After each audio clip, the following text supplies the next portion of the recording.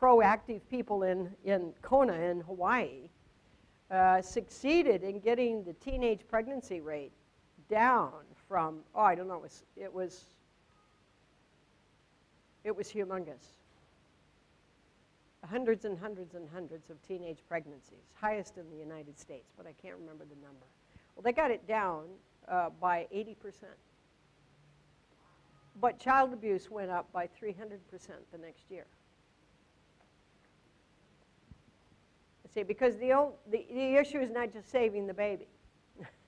The baby may be dead from child abuse if you don't somehow help change the cultural violence, culture of incest, which is rampant in Hawaii,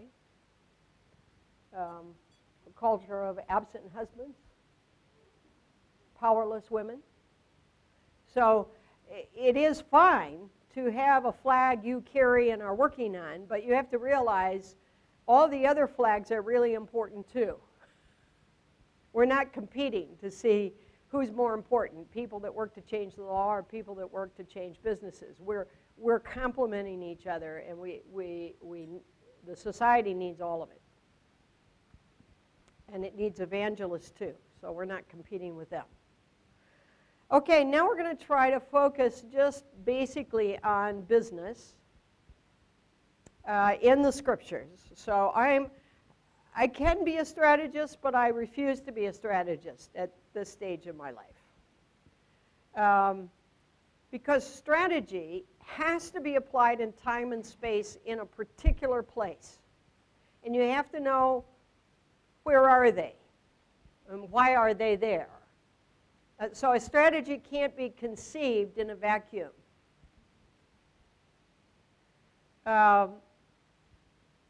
It can only be conceived on the ground with the people that the strategy is for. Values can be conceived in a vacuum, and you say, okay, I'm going to take these values with me, and wherever I go, this will be part of my thinking and my strategy. But literally, there is no one way to help build the world's economy and eliminate poverty. There are a gazillion ways.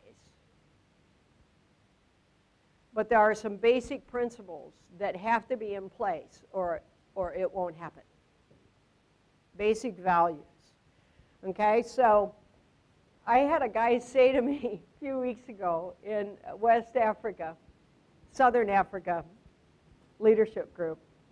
He said to me, I find you so philosophical. And I said, what about theft is philosophical? I couldn't believe it, because I don't find a value set. Do not murder me because my life is sacred to God. I don't find that philosophical. Do you? I find that very pragmatic. But God gives us the reason as well. Then I showed him all the economic scriptures in the prophets. So the prophets tell us what will destroy a nation. Okay, and there are 5 things that will destroy a nation. And this is in the order of their emphasis in the prophets. Political injustice, economic injustice, adultery and the destruction of the family, false witness and the destruction of the value of our words, and idolatry. Idolatry of believers. So lost people are idolatrous by necessity. They have no choice. They're just lost. Believers who have idolatrous thinking in their Christian faith have no flavor. Therefore, there's no hope of healing and reformation. So when you see Southern Africa evangelized, probably 70% of Southern Africa, probably the most saturated part of the world, continent-wise, with Christians. South America is probably second. China will soon make us all look like, if you just take Christians, China's probably number 1, but not proportion. and nothing changes on the ground. Well, how can that be? How can you have 50 years of 40, 50, 60% of the people converted and going to church and nothing changed? Well, because nothing changed in their thinking about the rest of life. They still think like Brazilians. They still think like South Americans. They still think like Americans. You don't have to go to Africa or South America. You can go to California and say, oh, there are whole counties that the vast majority of people are spirit-filled Christians going to some of the greatest churches that sprang up in the 60s and the 70s.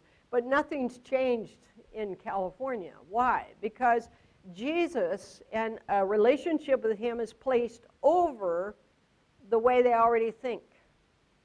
And you know this is true when it comes to Americans. You know we think if we think it, it must be God. Okay, here, I'm going to give you that. As an American, I'm going to say you're right. We have a tendency to think the American way is God's way. And believe it or not, some of it actually is.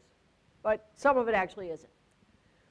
But here's what you don't know. You think the same way. You have laid the Jesus relationship over the top of a culturally discipled mind. And you have a tendency to read Scripture, picking and choosing the Scriptures that fit what you already believe. So, some point in the next 2 days, you will say to me, but there's a Scripture that says, and I'm going to let you do that, and then I'm going to tell you that I don't care. Because there's a Scripture that says everything. But what does that Scripture mean in the context of all of Scripture is what's important. And so I've told you ahead of time. I will point it out. I've told you ahead of time, I don't care. Because if you read the whole Bible with that one Scripture in mind, I guarantee you, you will walk away believing that the meaning of that Scripture is not what you thought it was. So women are saved by childbirth. Personal favorite, except they didn't marry, and oh man, I'm way too old to have a baby now. See, clearly that Scripture doesn't mean the obvious. Okay? But I could take it out all by itself and make a doctrine out of it and welcome all the pregnant women into the kingdom. But it doesn't mean that. Well, then what does it mean? And the rest of Scripture judges the meaning of that. Okay, so I have been going through the whole of the Bible now. I don't know, I've got 7 or 8 colored Bibles. And for me, there's no magic to the coloring, but I'm dyslexic and I'm an artist, and I have to do something with my hands and connect kinetically with the page. I will never be able to study from a computer screen. And I have to color. So if that works for you, do it. If it doesn't work for you, forget it, because the only point is, let's give God a chance to speak for himself from Genesis to Revelation on the subject we think we're trying to serve him in. Okay, because you can't build the kingdom on earth your cultural way. Because the kingdom is a different culture. Agreeing often with your cultural way, but often in very fundamental ways disagreeing. So we have poverty in countries for cultural reasons. We have greed and self-centeredness in other countries for cultural reasons. And before we can help someone break their culture, we have to have broken ours. So Americans don't like my teaching very much, which is okay because I'm not called to America. My friends in Omaha, one time I went to speak, and it was right in the middle of it was right in the beginning of the Gulf War, and they said, boy, you talk like the enemy. Well, I suppose God often does speak to our culture as though he were its enemy, because he does judge the cultures. And of course, that's what he's coming in Revelation 10 to do. I think it's 10. Okay, so if you take the whole, there are some things we can say God overwhelmingly emphasizes, and Jesus supports. One thing you can say is that God is poor-centric.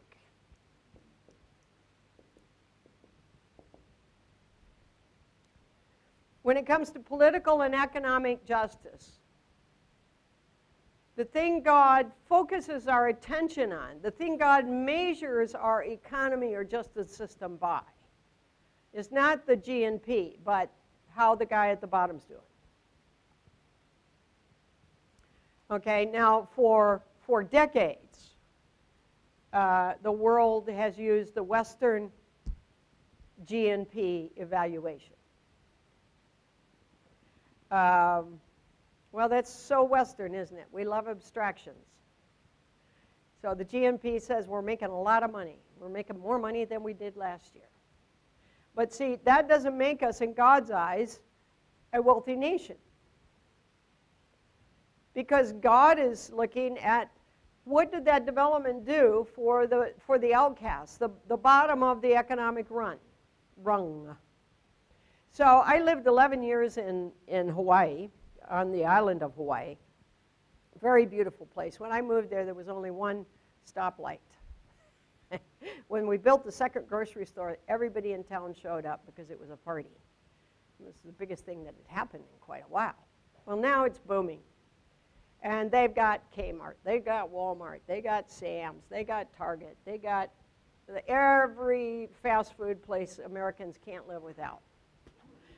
Now, what I found myself, I was there in November, what I found myself doing is looking, okay, all this development, multi-million-dollar houses, booming construction everywhere. I kept looking at the Hawaiians, the indigenous Hawaiians, looking for them and looking, what are they driving? What are they wearing? Where are they working?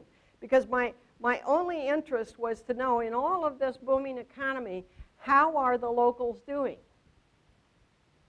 Because it's not development if they're living the same way they were 10 years ago. Do you see that? Not in God's eyes. Now, I lived there for 11 years and never asked that question. But that's because I'd never studied God in economics. It just never occurred to me to even, well, they got their little thing, and this is the way they live, and we got our little thing. Okay, so God is looking to fundamentally rewire the way we analyze the situations we go into. And God is the only God that is poor-centric. All other gods created by man are egocentric. Well, of course they are, because we invented them. And why did we invent them? Because we're egocentric. So you have to know the way this is expressed is the widow, the orphan, and the alien.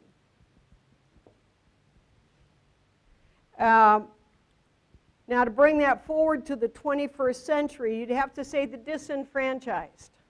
So this will be different. In Europe, definitely it's the aliens that are disenfranchised. It's the foreign workers that after 3 generations, they still won't give them citizenship status. Okay, but the widow and the orphan does really well in Western Europe. It's not an issue. In South Africa, the bottom of the rung would be the blacks, and the bottom of the bottom would be the foreign blacks, the ones that come in from Zimbabwe and Malawi and places like that. The bottom of the bottom of the bottom would be black women and orphans. Okay, but you wouldn't find many white people on the bottom. It exists, but it's marginal. Okay, in America, it might be single mothers. babies are too little for them to go to work. They were too young when they had the babies to have any work skill. Fathers are long gone. And of course, the bottom of that bottom would be single mothers of color. So Hispanic or black, probably not Asian, because the Asian community pretty much circles the wagons and takes care of their own, which is not to mean that the others have no concern for the community, but it's just a fact. Okay, so when we are looking at development, we are asking the question, how is it eliminating poverty? So God says, and it was chapter 15 of Deuteronomy that should have been on that slide. That was the one I intended to have on it, not chapter 23, although there's something on economics in there too. So in chapter 15, he says, in the land I am giving you, you will have no poverty. That's kingdom economic objective. No poverty. If your mission statement doesn't have the elimination of poverty in it, it's not a kingdom mission statement. Now, that doesn't mean you're going to single-handedly do it. It means it's part of your agenda. You're going to be looking for ways to do it. God gives to business responsibility for development. God gives to the church responsibility for aid, and that means you are schizophrenic because you don't know which one you are. Okay, don't feel bad. I've been teaching business people all over the world for 20 years, and we're only beginning to wake up to the fact that we don't have a clue what we're doing. Well, we're doing it at all speed with all passion and gusto. Well, that's human nature. We learn by making mistakes. I've been watching South Africa for 20 years. They got this message that I gave you yesterday 20 years ago, and they ran with it. They started a Christian political party, and they started active groups transforming to Swanee and groups that were taking on cities. And 15 years in, they went, help! Because all they had were God's headlines. They didn't have God's thinking. So it takes 10 to 15 years to fail enough on the first round of revelation that you're ready for the second round of revelation. I say, man. Yeah, well, there you go. So you better not be working for this life, huh? See, I'm already studying stuff I'm never going to teach on this planet.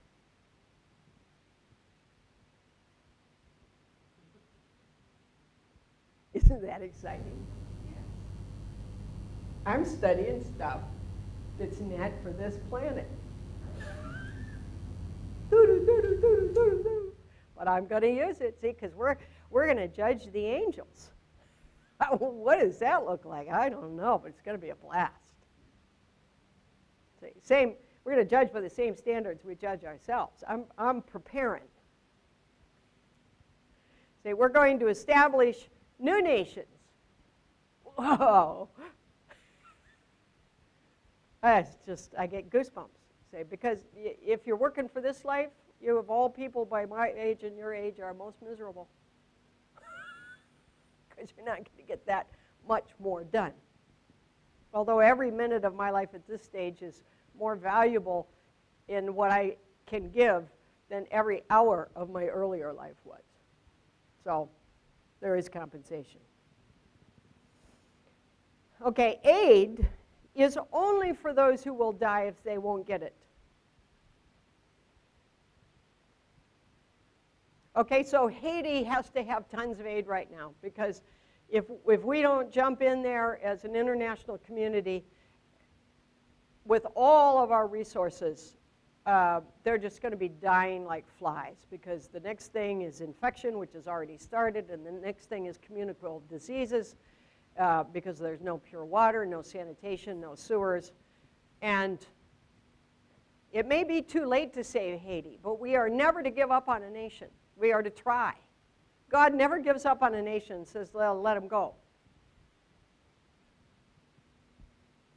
So we must jump in there and try to give the Haitian people a chance to get a hold of the God that so many of them believe in.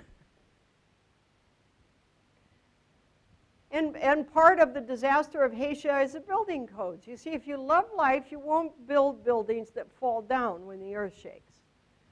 All of the countries surrounding Haiti have the same earthquakes, but people don't die like this. Why? Because they put rebar in their concrete. You can't love life and have no building codes.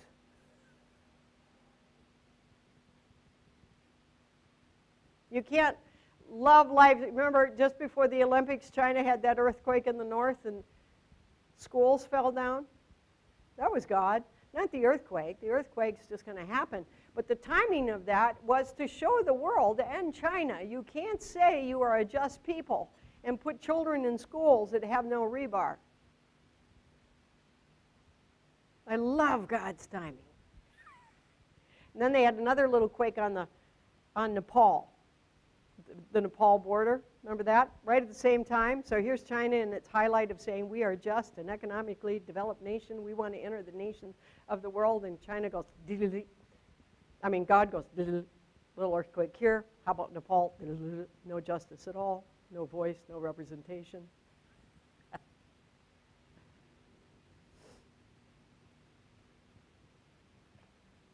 Okay, so aid beyond disaster relief will destroy the economy. Aid beyond disaster relief, short-term relief to save lives, will destroy an economy. Everyone in the world who works with aid knows this, and every country in the world that receives aid knows this.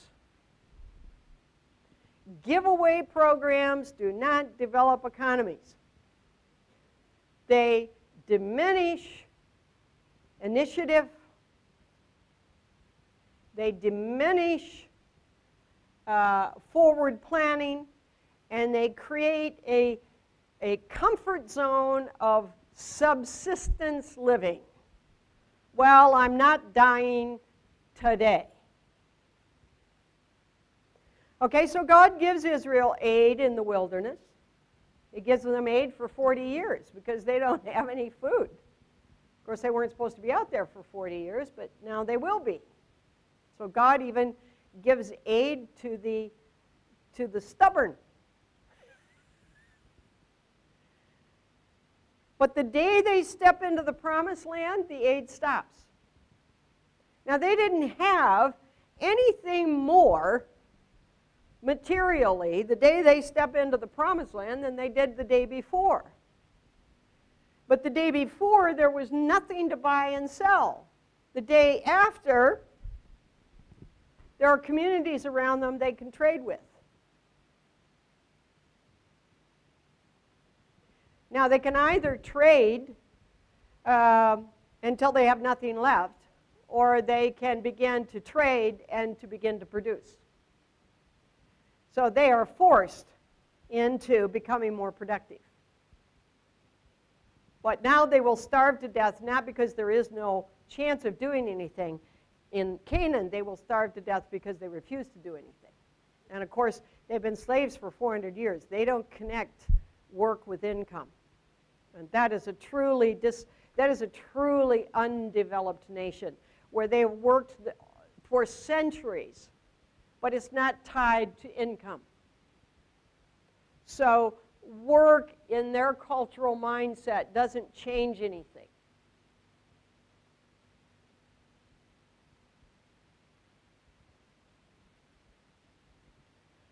So you look at the Indians, they're like little worker bees. You know, but it doesn't go anywhere. It's subsistence level. work harder would not produce more. You just die quicker. Okay, so we have to deal with that mindset, but it's not new. It was there in the Jews when they left Egypt. This is, motivation was God's issue. They said, let's go back and be slaves. It was better. We can eat leeks and onions. That's not too bad. At least we ate. And so don't think, oh, gosh, but it's so hard to motivate these people in this country. Yes, it always has been, and it always will be. Okay, so to business then, God says to the church, or this would be where I would put nonprofits or NGOs. Help with disaster.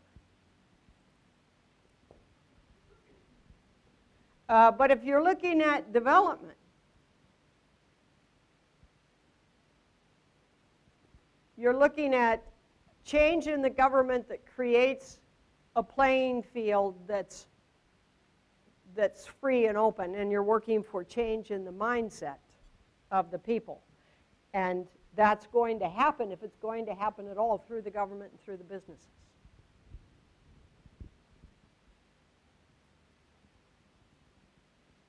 So when God says, you shall have no poor among you, he's speaking to the business community. He's not speaking to Moses. Okay, now, so God's strategy for economic development is enablement.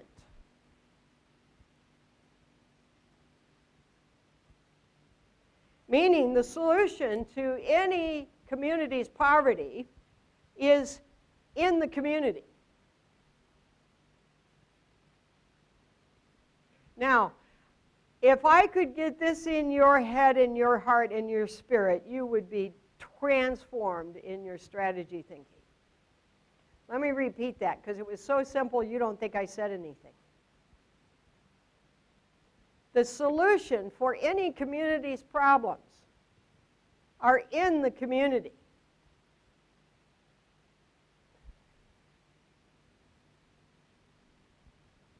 Otherwise, the poor are the solution for the poor.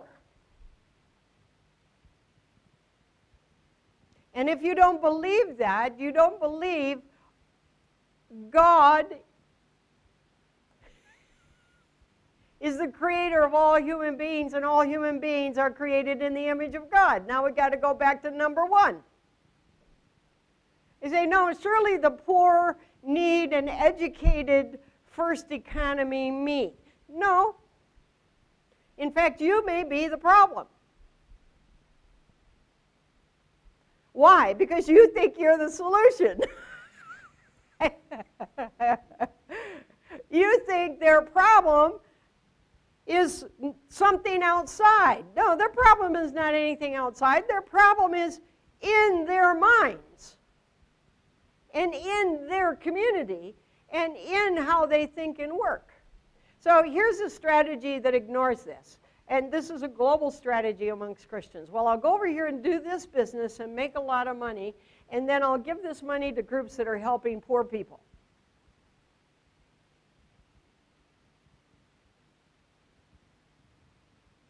It's not God's strategy.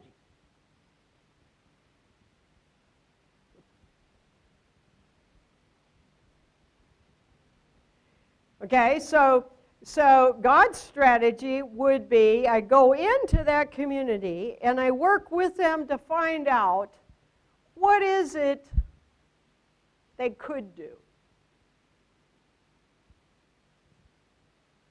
Because the future of the economy of a country or the economy of the world is in the poor. It's not in the rich. So South Africa, this is very delineated. Got 20% of white and some colored and some blacks now that live in a first world economy. We have first world grocery stores, we have first world transportation, we have first world health care. The first heart transplant was in Cape Town. You know, we're first world. Sorry people don't like first, second, and third world, but what else are we going to use? So excuse me, I find it convenient. I hope it won't offend you terribly. I'm talking about money, not the value of the people. Okay? Okay. So the Christians who want to do something about the 40 or 50% unemployment we have in South Africa conceive, well, they could go over here and they could buy a Mercedes dealership and sell Mercedes to Constancia and downtown Cape Townians. And then they could go out to the township and help the black people. But how many Mercedes are you going to sell to 20% of the population? You know, you can make money selling Mercedes, but there are more and more people in the world who don't need one.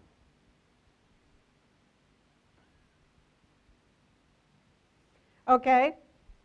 Now, so your market for Mercedes is getting smaller and smaller in proportion to the human race. Not smaller and smaller in proportion to the Mercedes you sold last year, but more and more of the human race cannot afford and never will be buying a Mercedes. And the issue for any economy ultimately is, where are the people? Where's the market? So, of course, the economy has shifted to Asia. They have 2/3 of the world's population. Who on earth can afford to buy a European product? About 20% of the world. An increasingly small percentage. 80 to 90% of the world will not even think about it. They won't even dream of it. Okay, so you can sell 1,000 Mercedes and you can make $20,000 on each of them. Okay, so your niche of the Mercedes pie, your lifetime income is going to be, what is that, 2 million? 20 million? Yeah, 20 million. Okay, so not bad. But you didn't do anything to change the economy. You made a very good lifestyle. I'm sure your pastor was grateful for your tithe. But you could have made a lot more money. If you just turned around and looked at the 80% of the people in South Africa and asked the question, what do they need they can't get? Okay, now instead of looking at 20% of the population, you're looking at 80% of the population. I was working with a group of businessmen in what used to be called Joburg, in Pretoria. It's now called Tshwane, our new megacity. And they said, here's our 5-year plan for the area. We're going to start 300 businesses. Elaborated a little bit, and I stopped them. I said, can you tell me how many jobs you think these 300 businesses are going to create? 300 businesses, very ambitious in 5 years. I applaud their visionary passion. Guy said, oh, 2,000, maybe 3. And I said, how many unemployed are there in Tshwane? He said, 3 million. I said, okay. At best, 3,000 in 5 years, 3,005 more years, and 3,005 more years. I said, whoa. The birth rate's going to outstretch our employment strategy. So I said, what if you, instead of thinking the business of business is businesses, what if you think in terms of the business of businesses is jobs and services? So you're not thinking about how do I start a business, you're thinking about what do people need that they don't have and who's unemployed. Now you would have to do this if you were pioneering a nation. So I tell the South Africans, nobody landed in Cape Town from Holland and England and said, well, I want to make the Mercedes of all ox carts. So I will become a Mercedes ox cart dealer. Because nobody needs a Mercedes ox cart. They're all trying to survive. So you look at the 200, 300 people that have landed with you and you ask, what do we as a community need to survive and how can I make it? There aren't any designer businesses in your mind. Well, I would like to be a hairdresser. You know, you go, well, there's no money there. But today we have this airy-fairy idea that somehow, you know, our job should fulfill our fantasy of the real I don't know what. But the business of business is jobs and services. We don't need another ketchup in America. It's not immoral to make 60 different kinds of ketchup, but it is such a waste of time. It could be immoral if you knew better. You know, you drive out in Cape Town and the sign across the street says liposuction. And it's just, I just am so offended. Who needs it? I mean, is liposuction immoral? But no, but you know, they're doing it for money. They could do something that would actually help the poor and make money. But liposuction in South Africa? Sorry, I'm on a tirade. Okay, so I said to these guys, so let's suppose you're looking the wrong direction. You're looking, what businesses can we start, and then how can we help the poor? Suppose you turn around and say, okay, millions of poor people right here. What do they need? They have a hard time getting. The guy that chaired the group went, oh my gosh. I said, what? He said, I got a call from the bread company a few weeks ago, and the bread company, the guy at the bread company said, we make plenty of bread to service our community. You know, there's not a loss of the product, but we have no distribution in the townships.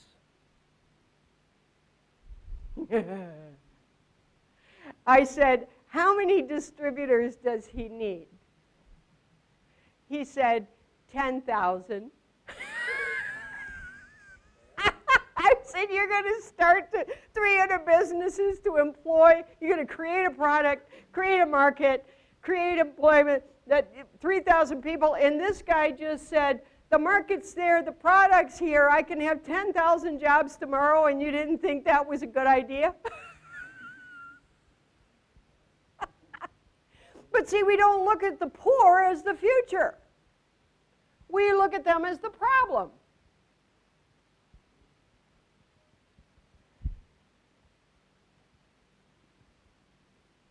So I said, okay, we got bread distribution. We got a bread distribution company that's 10,000 jobs, except people in the township come and go at all sorts of times of day, so I think we need to run at least two, what's the word I want, shifts.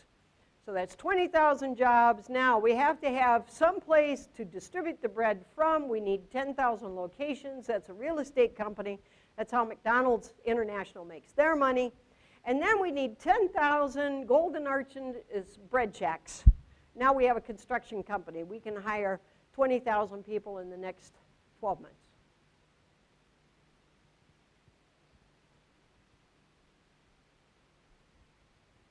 Now, if you're thinking kingdom, you're looking that direction. Enablement. Enable them to take care of themselves by providing what they need. A movie in India never loses money, ever. They made, a few years ago, they were making 700 and some films. America was making 800 and some films. India may have surpassed the numbers now that we actually make in America. But America and India are the two most prolific movie producers in the world. Most American films lose money. No Indian film ever loses money. What's the secret? Well, if you make a film that taps into 20% of the population of your country,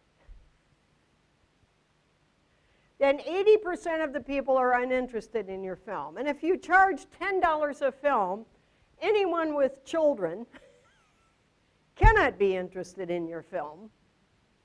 So the fewer people that go, the more your film costs, which means the fewer people go. In India, how many people live in India now? Huh? Just over a billion. You make a film that Indian people love and you charge 1 rupee. And 1 billion people go. Get it? You can't lose money. Why? Because your market is absolutely huge.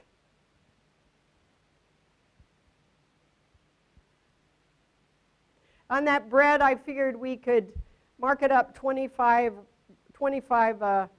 half a rand, I'll say it that way, and they would have been making about 100,000 rand a week. So not only would everyone have been paid a good salary, but there was profit in the distribution business. Okay, so you turn that over, you get a good manager from the community, and you turn that over to him, and you go, okay, what's the next thing they need in the township? And I said, you guys, I already know what it is. Actually, if you'd visit the township, you would know that too. They need primary health care. So they need a little drugstore that gives out alcohol and bandages where somebody can stitch up cuts so they don't have to go to emergency to get an aspirin.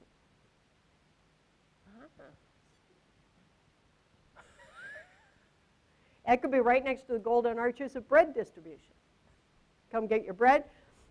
Come find out if you should go to the hospital or if this is something that a primary health care giver can give you along with the basic medicines. We work with the government to issue a primary health care certificate, so this is a definable job with a certificate, and it's official.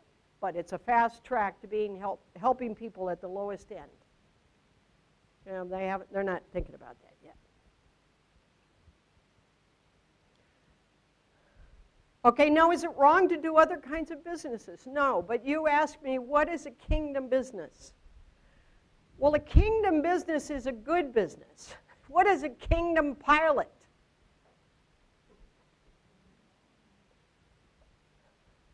What is a kingdom airplane? One that stays in the air until you intend to land. What is a kingdom pilot? A guy that knows how to fly the plane. See, because this is already kingdom. And so you don't have to make business kingdom. Business is kingdom. And if you do it well, as Fortune 500 companies do, you are probably using 70 to 80% of the biblical principles of business. You just don't know it.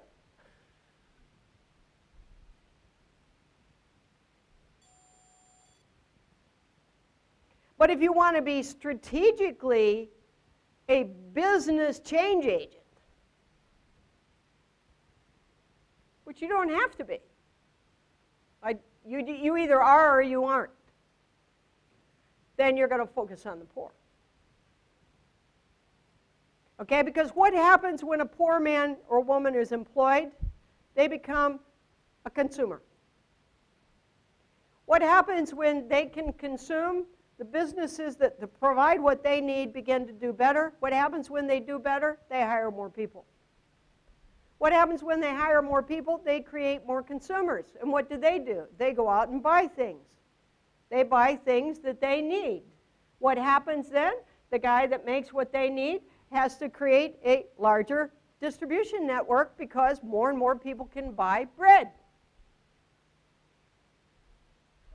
Number one problem in all developing nations, clean water.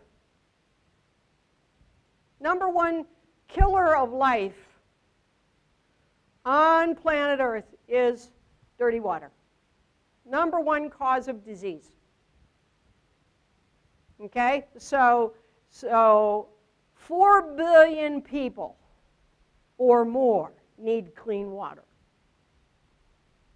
Now, if you could make a reusable water filter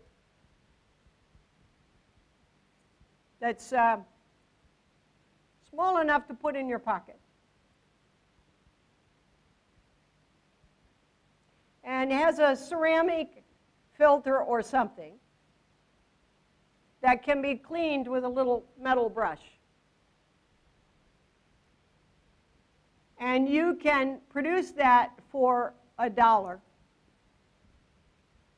I guarantee you, if it works, you'll sell 2 billion of them or more. When you go to the poorest part of the world, everybody's got batteries. Why? Because they got a little radio. They got something. They got a cell phone.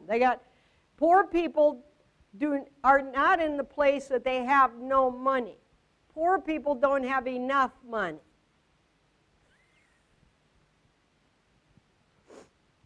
And in the townships, they get these huge speaker systems in their shacks. Really distorted sense of what gives you value, but I have a sneaking suspicion my culture sold them on it. You know, but they're walking to work. They could buy a car for what they've spent on the sound system, but that's not in their value system. Well, it's okay. It's better for the environment if they walk anyway, if they don't care. But what do they need? Now, Koreans and Chinese all over the world, and before them, Jews and Lebanese, always go into the poorest of the poor communities. That's true in America. You go to the inner city in America, the poorest area, who owns the little local grocery store? A Korean. Who owns the liquor store? Korean or a Chinese guy. Or it might be an Arab. Invariably, the people in the poorest areas of any city in the world who are setting up businesses are from those communities. Why? Because they understand there's money to be made there and nobody else wants to go work there.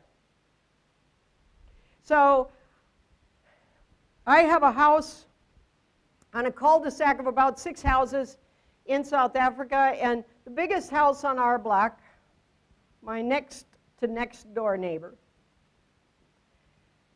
it's 6 Chinese families. They came in and bought this big house, and they started right across the street from us is Masipumalele. Masipumalele is a colored black township, and they started a grocery store right next door called the Food Zone.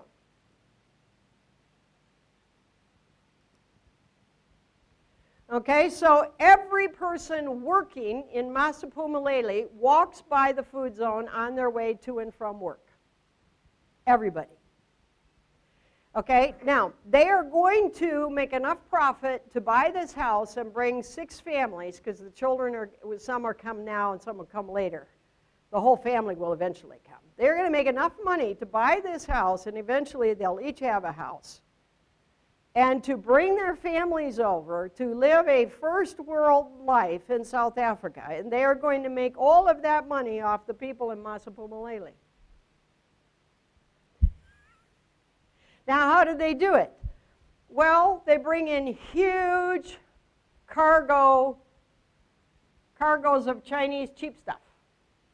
Cheap stuff that people in Masipumalele need. A coffee cup. They sell things in different amounts. You can buy a packet of 3 potatoes. You can buy 1 cigarette. You can buy a smaller portion of milk. They reduce everything down to little bits and pieces of what they need on a daily basis and can afford. Okay, so I bought a DVD player 2 weeks ago. I bought it at Pick and Pay, which is not our top grocery store, but it's probably the biggest one in South Africa. It cost me 199 rand, 25 bucks. I went down to the Food Zone. It's 200. Oh, that's not too bad, 1 rand difference. But I guarantee you on every product in that store, you are paying more than I pay at Pick and Pay and Woolworths. But they are gearing the quantities and the amount to the amount you might have that much change in your pocket today. Now, I will propose to you that that is very, very shrewd. But if they knew God, we would call it immoral. Now, I don't think they know God, and I don't think their intent is to hurt the people. I think they're Chinese, they're probably fatalist. Everybody's got their niche in society. These guys are bronze. Well, that's Greek. But innately, it is immoral because they could become successful and charge less.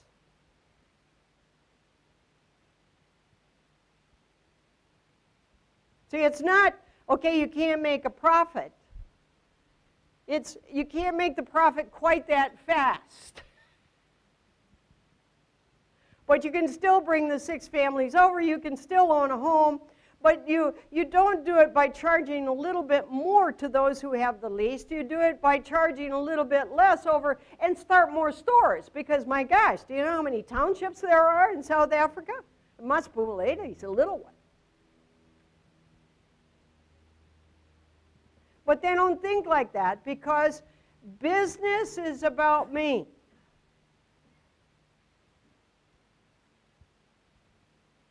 Now, God's business model is free market, private ownership, previously called capitalism. But you cannot call what we call capitalism today biblical. Because there was a third element to the scenario in God's design. Free market, private ownership, and community conscience. Free market, private ownership, and community conscience. Now, in the Western world, especially in America, we had that until 1947. But after World War II and the boom of development, including the baby boom, which is my generation, I'm at the earliest part of that, we dropped the community responsibility. We just enjoyed the good life. It's about the good life. It's about getting as much as you possibly can out of every deal. It's about having all the toys you can possibly dream of, and multiples if possible. Okay, so I don't want to teach capitalism because everybody in the world is looking at a capitalism that is not biblical because it's missing the third leg of the stool, which is community conscience. But capitalism, which came from Scripture as practiced 100 years ago, produced the highest economic development and the highest quality of life across the board in the world. Because when the Quakers got a hold of steel at the beginning of the Industrial Revolution in Europe, they captured the steel market for the purpose of making Europe wealthy, meaning everyone had a job, everyone had a home, everybody had a quality of life. Meaning communism, everybody had the same size home? No. So they went into a strategic business with a strategic profit motive, but they went into it with the strategic goal of creating other businesses out of this that would eliminate unemployment. And there is no unemployment in Switzerland. It doesn't exist. A poor man in Switzerland can't leave the country for his vacation. Poor guy. Got to stay in Switzerland.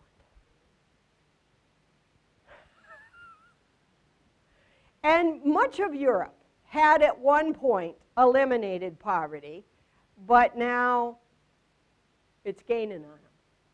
Why? Because they gave up God's principles. Europe less than America, but Europe also truly.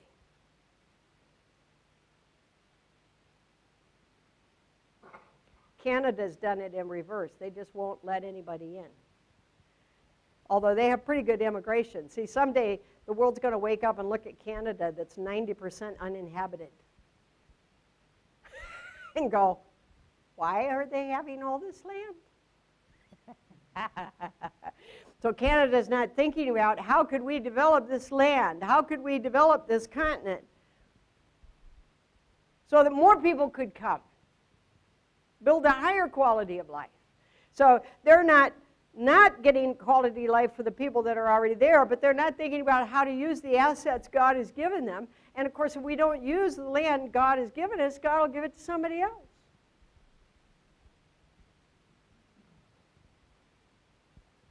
Okay, so enablement, and specifically strategies to enable the poor to help themselves. This is why microenterprise is such an ingenious invention. It's enablement. Small business loans. It's incredibly profitable. It's a little bit of profit on millions of loans. The Bible's lending code would be to lend to those who need it to enable themselves. So the lending code wouldn't be lend to people that already have debt. That's the American lending code. Or you have no debt and you have no assets. I can't loan you money. God would say that's exactly the guy you want to loan money to, or woman, because they have no debts, they have no assets, they have a high motivation to work, and they have a business plan. That's the one you should loan to. Forget Donald Trump. Loan this person $50. This person will build the economy. Donald Trump will destroy banks and jobs, which he has. He's part of our great explosion. Okay, I'm going to stop there because it's break time. A little bit more? One or two questions.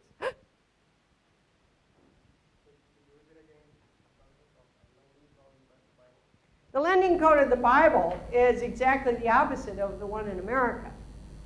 The lending code of the Bible is you lend to people who are desperate and have nothing, but have an idea for work to enable them.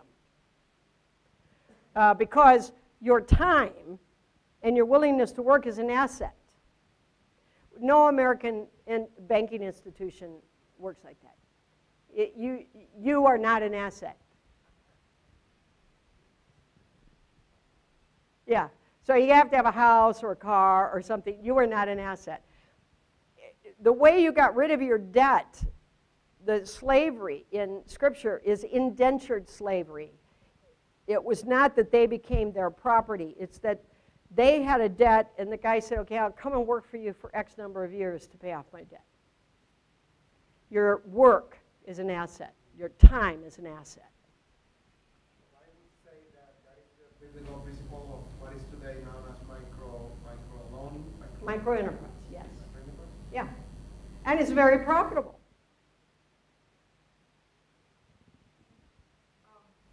Then what about when God says, don't charge interest to others? To your own people. To others, yeah. Isn't that weird? Yeah, that's in that chapter 23. If you only take that one passage, and there are several others, if you take them in isolation, it looks like God is pro-Jewish development and anti-development of anybody else. There's another one where he says, you will lend to many nations, but you will borrow from none. So it looks like, yeah, well, the Jews actually took it as an excuse to empower themselves economically at the expense of everybody. But if you take all the scriptures, it's clearly not that, because God is for all nations. So you have to think of it in terms of there have to be boundaries on financial responsibility. Okay, so your first responsibility financially is your spouse and your children. If you do not feed them, you are stealing from them. Now in Africa, there are no boundaries. I have to feed every child. If my responsibility is to feed every child, what will happen? We'll all be poor and we'll all be hungry. If my responsibility is first to feed my child and then, if I have extra, then my children are secure. Okay, if we're loaning to everybody at no interest, we will be broke. But if we don't help those who are nearest us, we will still be broke. So I think basically what you can say is God is saying you don't have to take care of everyone financially. You have to focus. So you don't change the global economy. You change your community economy. You change. So the Jews, when they migrate, first one migrates, they get a job, they make enough money to live on and save the extra and go get the next family. So the Jewish immigrants are never poor more than one generation. Okay? So they are never a liability on the economy they go to. Why? Because they take care of themselves. And God is simply saying it is fine to be selective in who you are responsible for. So you can focus, you can say, okay, my goal is this village. God has put this village in my heart. And it is not right to loan money at no interest to the entire world, but I may do that here. You with me? But it's not a two-tier system. But he says to other believers. Uh-huh. So Well, I don't think you really want to call the Jews believers, but let's call them Jewish. They're all over the place. So in theory, a Jew should not charge another Jew interest. Well, if they're Orthodox, they still don't. We should not charge other believers interest. No, because we are not a nation of Christians. So that's why when you call Jews believers, yeah, some of them actually were, but they were also a nation. Was most of the nation believers? Clearly not. So Jews are two things. So do we have to apply it only to people in the same religion as us? No. That would make you more Muslim than biblical. Do we have to apply it to our country versus any other country? No, because we're called to the nations.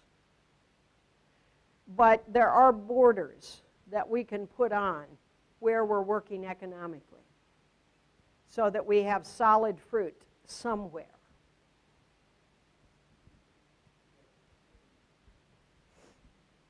Maybe after the break or halfway out, can you help bridge what you're sharing, how you would integrate this with, well, like India, a nation of the middle class and upper class is 300 million people, and it's considered one of the more unreached areas. How would you integrate this and try to reach that sector of society too? Well, you always have to start with a lot of research, and India deserves a ton of research because it is, I mean, even compared to the Chinese phenomena, I think India is moving and shaking. So the Tatas of India are fascinating to me. I mean, he basically is the Henry Ford of early America. Let's not make a cell phone for the Swiss that costs $600. Let's make a cell phone for the Indians that costs $20 and it's got time on it. Let's not make a car for the Swedish people to drive. Let's make a car for Indians that costs, what is it, $2,000, $3,000 because of the emerging middle class. Now this is so biblical, unbelievably biblical. He recognizes that the future is in India, and he's investing in India. And Indians overseas are investing in India, unbelievably. So that so rarely happens. But the IT schools in India have now surpassed the IT schools in America and Europe because IT specialists who are Indians in other countries are sending money back to start these institutions. Now, it's a big country. So even if the middle class doubles in the next 10 years, you've got 1 billion people that aren't even on the bottom rung.